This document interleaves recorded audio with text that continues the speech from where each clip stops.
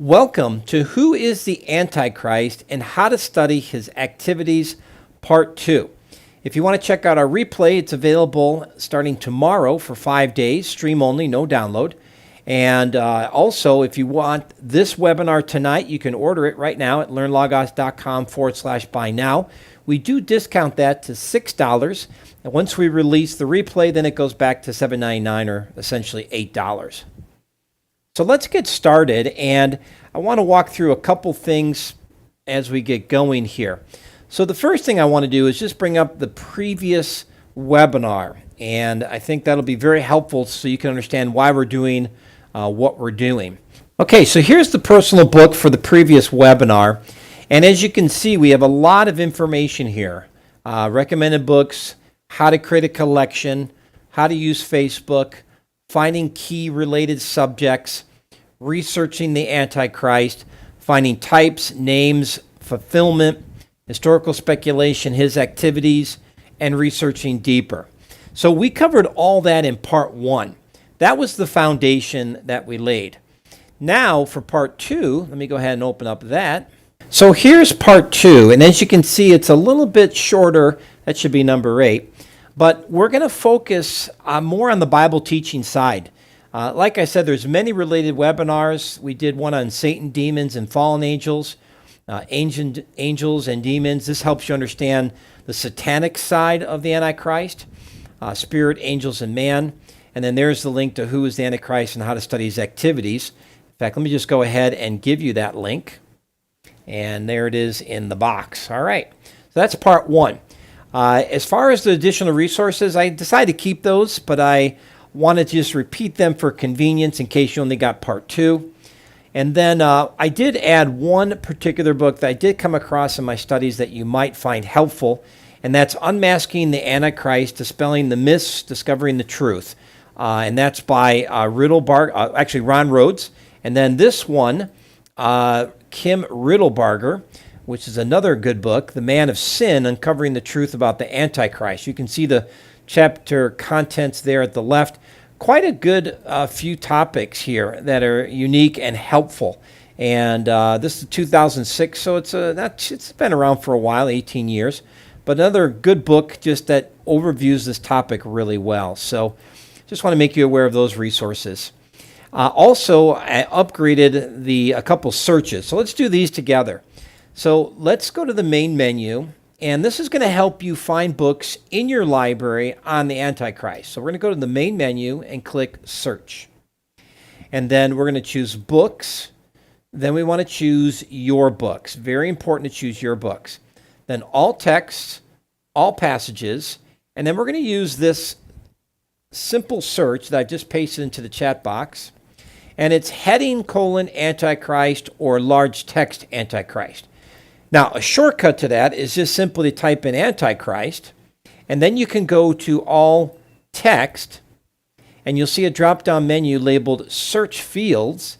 And if you click that greater than sign and scroll down to Heading Text, you'll see that it's an option in the list. There's Heading Text, and if you scroll a little bit further down, you'll see Large Text. This is the exact identical search as Heading : Antichrist large text. This is just a different way to do it. I like using this checkbox when I only have one word, but if I've got multiple words, then I'm going to use the actual heading and large text. All right, let's go ahead and press enter and run the search. Now you'll notice by the headings, for the most part, you're going to see Antichrist in all those headings. And the advantage of this search is it will take you right to those main articles. Now, because we're doing heading and large text, you're going to get definitions, which is real handy, or again, you may get a chapter section, Forerunners of the Antichrist. Here's names of the Antichrist.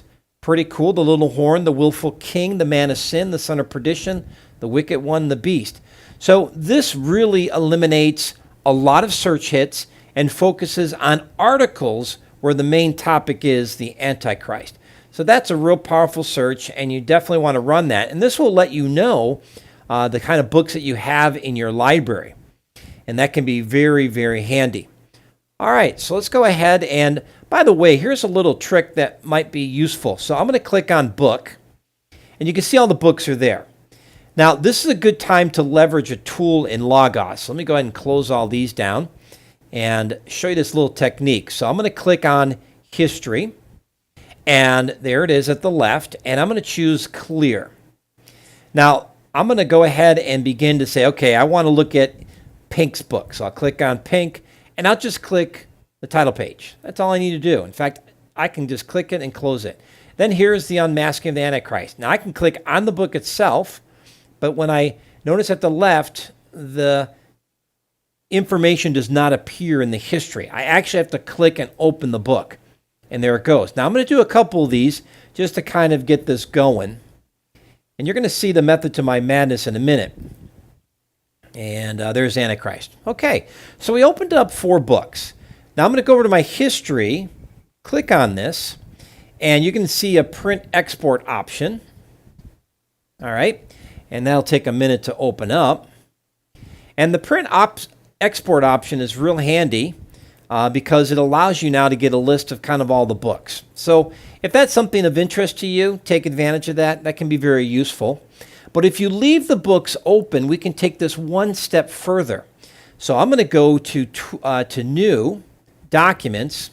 I'm going to click New. I'm going to choose Bibliography. Now, this is a really neat strategy, so I'm going to click on Clear and close that down on the history. And here I am, and I'm going to type in Antichrist. Now, because all the books are open that I'm thinking are going to be important, I can click Add and All Open Books, and now I've created a bibliography of these 3 open books. So the history is nice in that it can keep track. Then you can just click on each one and open it, or if you left them open, you can grab all the titles this way. And this way you're creating a bibliography of books that you feel are really good for studying this topic. And that's a great strategy and a way to leverage just simply opening your books and converting that into a useful bibliography. All right, let's go ahead and close all that down. And let's go back to the personal book. Now, the next thing I want to show you is a really intense search. In fact, I'll go ahead and copy and paste this into the chat box. And there you go. Now, this search is pretty unique. What we're doing is we're doing search, all, and then we're using all these terms. Now, I actually grabbed this from the fact book. Let me show you where I got it from. So here's the fact book. I've typed in Antichrist there in the top left box. And then I scrolled all the way down to the Dig Deeper section, okay? And when you click on the Dig Deeper section, the very last section, and go to the very end, you're going to see Search for Antichrist. And guess what? That's the search I just gave you. So I like to save this search because Logos has gone through and identified all the tagging that's related to this term. Really cool. And so this can help you be very thorough in finding everything related to the Antichrist in your library. I like the all search in particular because it opens up these little cards. And so there's the Antichrist fact book, if there is one. There's a link there. My questions and answers book, which I really like, and so forth. Here's a book from the library. So it's really a power search, and it will allow you to find a lot of information, including media related to your topic. So when you're studying a topic like Antichrist or anything else for that matter, put in the fact book, scroll down to the bottom and locate Search for Antichrist. And you'll have more than enough information to study. I promise you that. All right, let's continue on to number 4. And this is where I want to spend a lot of time tonight with these next couple sections. So as we think about the Antichrist, there's a lot of information that can be gleaned indirectly. And let me explain what I'm doing here. So let's take this particular search, all right? And let me go ahead and copy and paste that for you there in the chat box. So what I'm doing is I'm doing search books, then your books, all text, all passages. We're searching the library view, and we searched on type, Boolean operator, or with a space on both sides, prefigure with a star, or foreshadow near Antichrist. It turns out these 3 keywords, type, prefigure, and foreshadow, are the predominant terms used to describe the Antichrist. And they're connected with him. And so this allows you to find types, prefigures, and foreshadows regarding the Antichrist. So these aren't passages on the Antichrist, but they paint a background. And you may be asking, well, John, can we really make that leap from, let's say, types, prefigurements, or foreshadows and relate those directly to Antichrist? And I would say sort of. Let me demonstrate why I'm doing this. Let me give you a couple of passages that just walk you through this.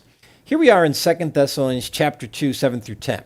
For the mystery of lawlessness is already at work. Only he who now restrains will do so until he is taken out of the way. Then that lawless one, another title for the Antichrist, will be revealed, whom the Lord will ultimately slay with his breath of his mouth and bring to an end by the appearance of his coming. Now, right away, this should tell you a couple things about the Antichrist. Number one, he's not yet revealed. Number two, the Lord himself will slay him. And three, it's connected to the appearance of his coming, Christ's coming. So the fact that Christ has not physically returned is evidence that the Antichrist has not arrived. So there are multiple views that picture Antiochus Epiphanes, we'll talk about him in a little bit, who is the Antichrist. Some say he was fulfilled, and so therefore they take the book of Revelation and they say it's all been fulfilled in 70 AD. The problem is Christ didn't come, and that's the issue. But also, look what else it says. That is, the one who's coming is in accord with the activity of Satan, with all power and signs and false wonders. Again, we have not seen that. And then verse 10, with all the deception of wickedness for those who perish, because they did not receive the love of truth so as to be saved. Now, many have tried to take this passage and make the argument that if you didn't believe the gospel, if you had heard the gospel but didn't believe, and then the rapture happened and you're in the tribulation, you can't believe. That's not what this verse is saying. But it is saying that those who have apostatized, those who've rejected Christ, truly rejected Christ, deep down in their hearts, nothing can save them. But just because you heard and rejected one time doesn't mean you're in that category. So we've got to be very careful how we interpret that one. Because here's verse 11. For this reason, God will send upon them a deluding influence, so they will believe what is false, in order that all may be judged who did not believe the truth but took pleasure in the wickedness. And so there you go. So this is a scary moment for those who did reject the gospel, entering the tribulation to face the Antichrist and God's wrath. But there's an insight. Now, what we're learning is that he's connected with the power of Satan. Now, let's take a couple more passages here. John 8:44. You are your father, the devil. This is Christ speaking to the Pharisees, Israel's leadership. And you want to do the desires of your father. He was a murderer from the beginning and does not stand in the truth. There is no truth in him. And whenever he speaks a lie, he speaks from his own nature, for he is a liar and the father of lies. So this gives us more insight into the character of the devil, but we know that the devil empowers the Antichrist, and so the Antichrist is going to be similar to this. Then in 1 John 2:18, John also writes, children, it is the last hour, and just as you heard that Antichrist is coming, even now many Antichrists, so this would be small a, have appeared. From this we know that is the last hour, and you have the big A, Antichrist, who is yet to come. So it tells us that the spirit of Antichrist, that is the character and the nature, the behavior, even the way they speak, is already on planet Earth. But that's small a Antichrist. Big A Antichrist is yet to come. But John gives us more insights. Who is the liar? But the one who denies that Jesus is the Christ. This is the Antichrist, the one who denies the Father and the Son. Now we're getting into some real interesting theological insights.